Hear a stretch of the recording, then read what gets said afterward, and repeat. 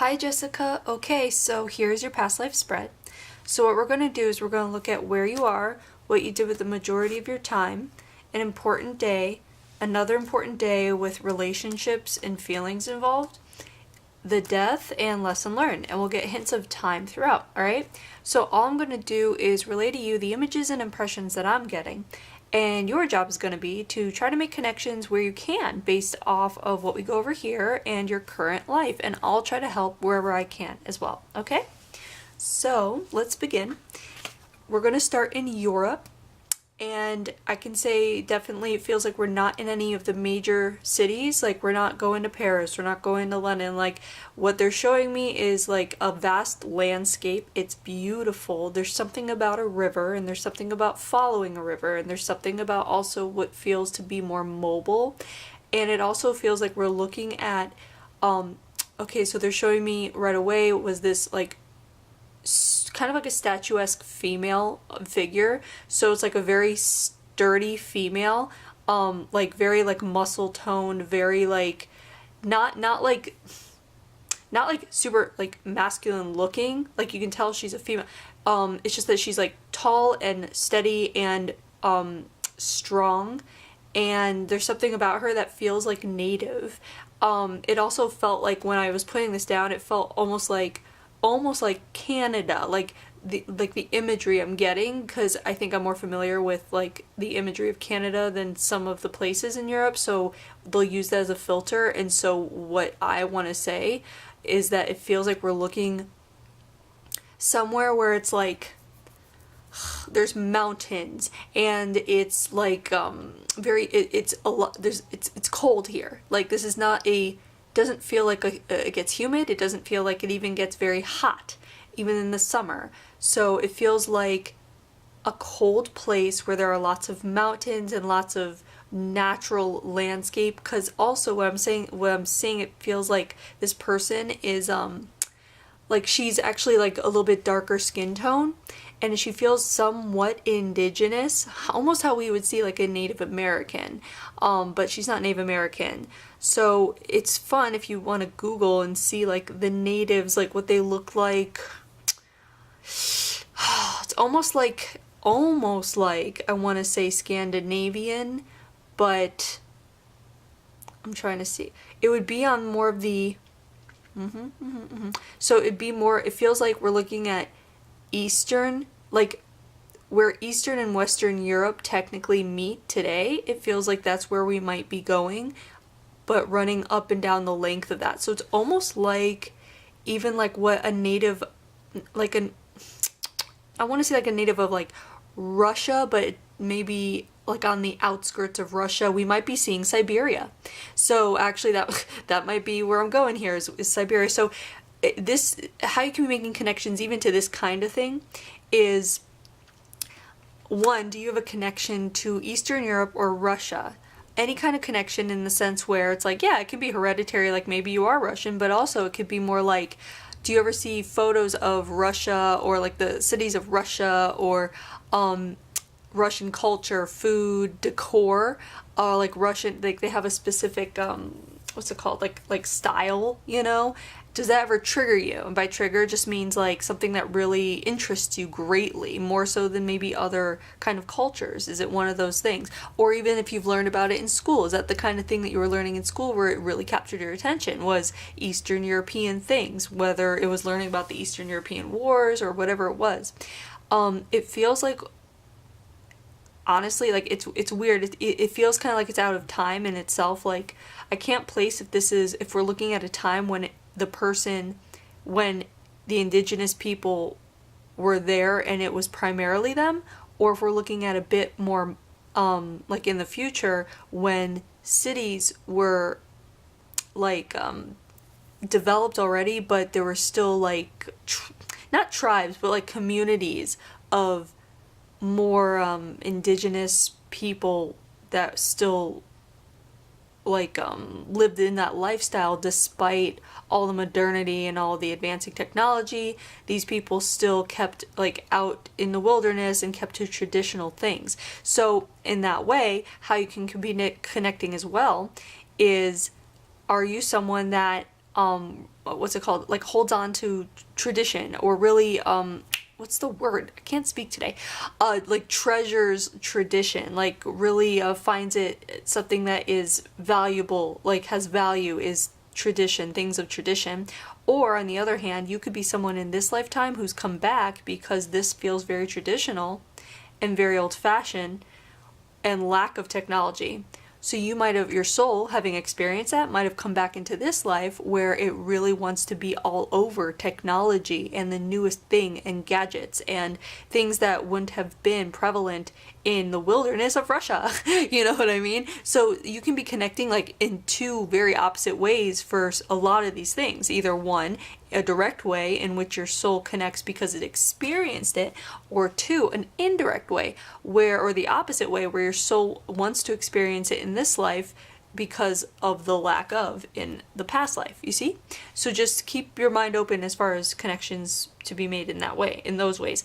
Also, another connection could be the fact that this person is very strong, like physically strong, mentally strong. There's a real strength about her, could be indicative of, if you find that you are a very strong person, you are someone people can rely on, you are responsible, you are someone that takes your tasks very seriously, or that you are someone that actually gives yourself tasks. You might be a list maker, you want to complete jobs, you want to make sure everything is taken care of.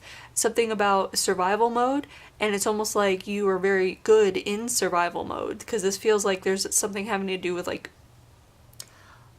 living in a community where it's like a hunt and gather kind of thing, and it just feels like this person never really like wanted for anything, never really worried about survival because she knew the techniques of it. So you might find that in this life you're very interested in survival techniques, like even like, you know, those little survival technique books you can buy that's like how to survive in the wilderness for 5 days, how to find water, how to build a fire, you know, like those things.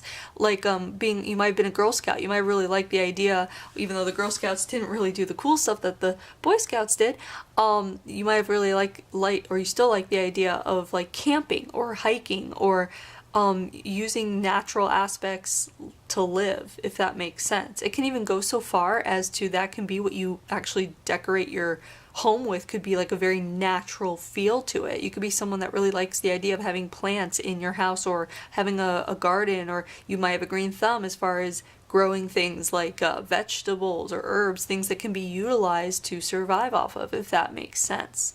So keep that in mind as well. Then again, we do see the opposite way, keep in mind, where if we look at someone who had to survive in that way, they might come back into this life where they choose to be reliant on other things, like, oh, there's no way I'm going to, you know, make a garden or grow a garden if I can just go to the store and pick it up. It's convenient, you know, and that's not bad. It's just that that's what your soul might want after having had to survive, if that makes sense. So keep that in mind as far as connections go. Now let's just keep moving forward as far as what you did with the majority of your time here. And this is the Protector and Guardian card, and I feel very much like, again, this strong woman like knew how to utilize whatever, there's something like bow and arrow. Like they're showing me very indigenous like weaponry and things like that, so it would be good too to look and see if like that is a specific weapon, something with either like a tip, like a spear, or bow and arrow specifically, if they use that in indigenous communities, or in like what's it called, like traditional communities, as far as when they hunted. Again, I feel like we're being pulled towards like the cusp of Russia, the outskirts of Russia, not the city, possibly Siberia, but look into that, because also, I mean, this feels like a cold place where there's lots, I guess the word is tundra, if that makes sense. If you've ever seen a tundra, like look at a picture of what they call a tundra. I feel like there's something about that as well. But I feel like you, of your community, even though female, there's something very androgynous to this person where, yeah, they might be born female, but they have characteristics of male energy, like a lot of male energy. So it's like a balance of female and male energy, which is a great thing, because it's also, it enables you to be very capable. And I feel like the Protector Guardianship card, it's not like sometimes we get like this card for like, oh, security guard, like someone who watches the security of a building or a community or whatever. But in this case, I feel like we're actually looking at someone that, was a protector or a guardian in the sense that they, whatever they did, helped keep the community going. Like you were like a gear in this machine that was very vital to keeping the community going, and I feel like your strength had something to do with it. In fact, I feel like almost like you were one of the strongest people of your community, like physically, mentally, in all these ways. Like their strength is like a huge thing here regarding like who you are here. It's very interesting. That could also be coming through because you might need to hear a message that you do have that strength in you for whatever it is you might be going through. It could be, you know, like a hassle at work or issues with relationship, whatever it is, you have the strength you need. It's there. So a lot of times these past lives come up because it's people don't realize that whatever you've gone through before, whatever your soul has gone through before, you're able to tap back into that energy and utilize it in your current life. So this very strong person, physically, mentally strong person, who was very reliable and able to get everything done and keep the wheel turning, so to speak, you can tap into that energy and you have it. You already have it. It's in you. Just keep that in mind. But I feel very much like we're looking at someone who hunted, who brought in meat and just like animals, like something about this person being very, again, very like capable of keeping that wheel going. So let's see, what else is there? Okay, so keep that in mind. Keep making connections where you can too, because there are going to be some things that click with you that I might not be, you know, tapping into here. So keep that in mind, and we're going to move to the first important day, okay? So this first card is the move card, the let's go card, and it generally describes mobility, like something is happening where people are either leaving or there's like movement happening. Either they're leaving or some people are leaving, you're watching people leave, whatever it is. So this feeling is the relationship card is soulmate. So the soulmate card, and that usually, it doesn't always indicate like romantic relationship here, but it can. Soulmate is just someone who's part of your soul group, who you're meant to meet, who you learn lessons from in the life. And this feeling here is disappointment. So what this feels like is it feels like it's clearing up as far as the date goes, because it feels like we're looking at a community that is being visited by the outside world, which has progressed and advanced past what this traditional community has, okay? So it feels like we're looking almost like how missionaries used to come in and convert people, that kind of thing. It doesn't feel religious, really. It feels more like we're seeing people come in, and basically it feels like they're offering jobs to people to come to work for them in the closest town or city, and to come out of this town, village, lifestyle, community thing. And it feels like, hey, we'll pay you, we'll put you up, we'll make sure you have like a place to sleep, and you won't have to be in survival mode. It won't be hard living for you. It's easy living. All you have to do is work for us, like assembling something, basically. It feels like it's like, oh, come work for our factory, or come work for whatever, that kind of thing. And it feels like a lot of people actually end up packing up and leaving. And you don't go, but you feel very like, again, the disappointment cards comes in, because it's like you are disappointed because you're seeing a lot of like your life change overnight when a lot of these people leave. And a lot of these people are the people that would otherwise make sure that this community would thrive, because a lot of these people, it feels like a lot of these people are like your age, like young, like your peers. These people are the next generation, basically, and they're being tempted away from the tradition, from traditional, as we see, you know, even in our generation. Every generation has this happen, but this could be a connection for you, in that you might find that you are someone who is being led away from, I guess, tradition, but not in a bad way. Whereas before here, tradition, you enjoying tradition, it doesn't mean that you're stuck in a rut or that you are dogmatic or anything. It means that you just simply might be someone that, like, you know how like writing a letter, now it's all about email. Well, you might be someone that still likes to write letters and send them in the mail, you know, that kind of thing. So it's not so much as like, oh, you need to, you know, marry someone from your own, you know, community, and not that kind of tradition before. But here we're looking at someone who is seeing that kind of like just being dispersed altogether, like the tradition of, basically it's her lifestyle. And so there's a great disappointment in it. The soulmate card comes through because it feels like we see someone that she thought would be ideal for a union, so to speak, leave as well. So it's almost like even the ones she thought she would see forever go. So this also might mean that you might be someone who holds really might be very like possessive or like clingy to, like, if you have children, or if you have best friends, or if you have people that are really close to you, you might feel this weird sense of like, oh my god, they're gonna leave me, or they'll, like this weird feeling of like, oh, they'll leave, or this isn't forever, or almost like waiting for the other shoe to drop kind of feeling. And if you have that feeling, it would come from here, and it would be being brought up to show you that you don't need to fear that anymore. It's already happened. So the feeling you may have, those feelings you may have, if you have them, you need to let go of them and release them, because they're not from this time and it's not going to happen again. So you need to trust that everything in your life is moving along smoothly, and not to worry about what can go wrong, because when you worry about what can go wrong, you're putting the energy, your creative energy is going into worrying what can go wrong, and that will manifest it. So you need to see this as a sign that if you are feeling that way, if you're worried of something, let it go. Stop worrying about it. Only think about what good is happening, the good things that are happening, what good can come from the good things that are happening, what good can come from even the things that might not be so great, but what good can come. Look for that silver lining. It's going to help you in a big way. It'll smooth out a lot of things. Again, the worry you put into something, that's a creative energy. You don't want your creative energies going into worry, into that. You want your creative energies going into manifesting the good things that will come. So keep that in mind. It's all about choosing where to place your thoughts. So let's go to the next important day here. Here's the marriage card. Now this feels like years later, and it feels like what happened was when everyone left, or not everyone, but a large chunk left, you really picked up the pieces. And what happened was, it feels also like when I laid this down, just to mention it, is that you bonded even greater with nature. It's almost like you turned to nature as though it were a god, and there was almost like a turning to nature in prayer, or like, help see us through. Now that so many people have left, help the rest of us come together and really make this happen and make this keep working. Don't let us fall apart.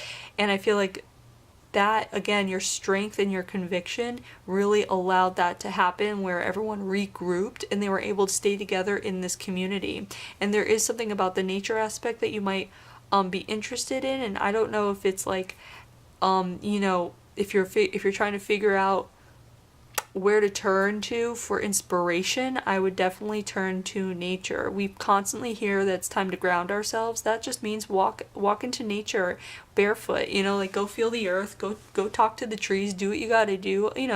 It might feel silly if you've never done it before, but there is like a lot of energy and power in nature. And so if you're looking for inspiration or hope, if you go into nature, it's so alive and it's so kinetic out there. The energy will touch on you, and you can utilize that, versus not going into nature and being in a room, being, where it's static and it's not alive. Do you know what I mean? So keep that in mind. You want to go out and find that living kinetic energy in order to inspire and bring hope to your situation, whatever it may be. It could be the smallest of situations. It could just simply, you might have just a down moment, or you might need to find like a solution to a large problem. Whatever it is, you need inspiration for that, and that can come from nature. So keep that in mind. That feels like it's a big issue here.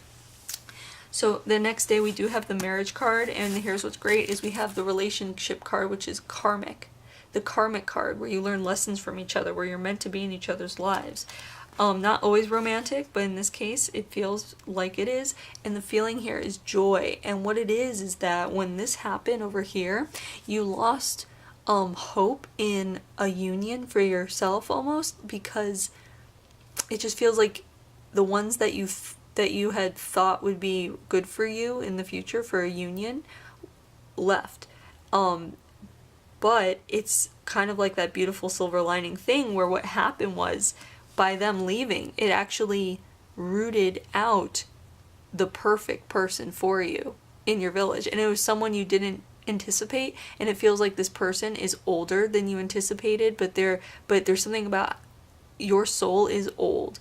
There's something about the age of your soul that we're looking at this person, this woman, is there's wisdom, maturity, reliability, there's an old soul feel. So it would make sense that when it was time to come together in a union, she would find an older person. And I'm not talking about like an old man, like I'm talking about just like a more mature person, like perhaps someone that might have been, that could have been like a father to the ones that she saw leave that she thought she would be with the union. You know what I mean? So he's significantly older, but not like an old person kind of thing.